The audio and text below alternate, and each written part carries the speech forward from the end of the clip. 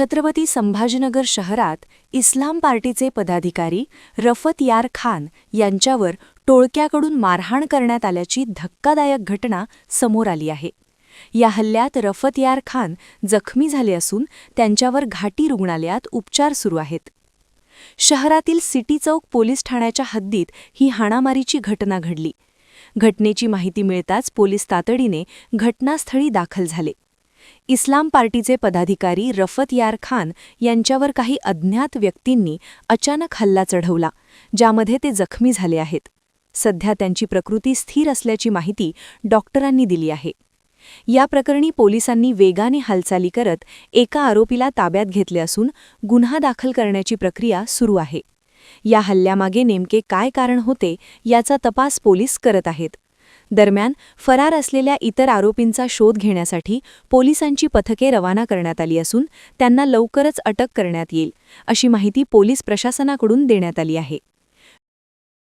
आज आम्हाला सिटी चौक पोलीस स्टेशनची हद्दीमध्ये एक मारामारीची घटना घडली याच्या बाबतीत माहिती मिळाली। माहिती मिळाल्याबरोबर पोलिसांनी रिस्पॉन्ड केला। यात आम्हाला कळालं आहे की रफत यार खान नावाचा जे माणूस आहे त्यांना मारहाण झाली आहे। त्यांना सध्या उपचारासाठी घाटी हॉस्पिटलला दाखल केलेलं आहे। ते आउट ऑफ डेंजर आहेत, त्यांची प्रकृती स्टेबल आहे।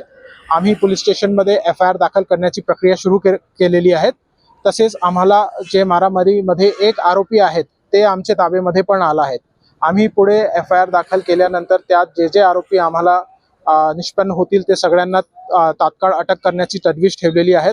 आपण कोणतेही अफवावर ध्यान देऊ नका, सगळ्यांना विनंती आहे। आणि जे आपले जखमी आहेत ते स्टेबल आहात, आउट ऑफ डेंजर आहात आणि त्यांचा व्यवस्थित उपचार सुरू आहे। आपल्याला पुढे जे आमची इन्व्हेस्टिगेशन सुरू राहणार आहे त्या बाबतीत पुढे पण अपडेट करण्यात येईल। धन्यवाद।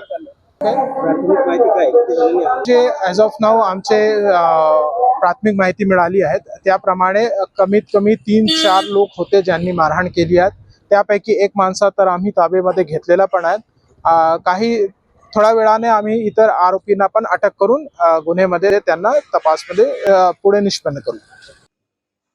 विशेष प्रतिनिधी NTV न्यूज मराठी, छत्रपती संभाजीनगर।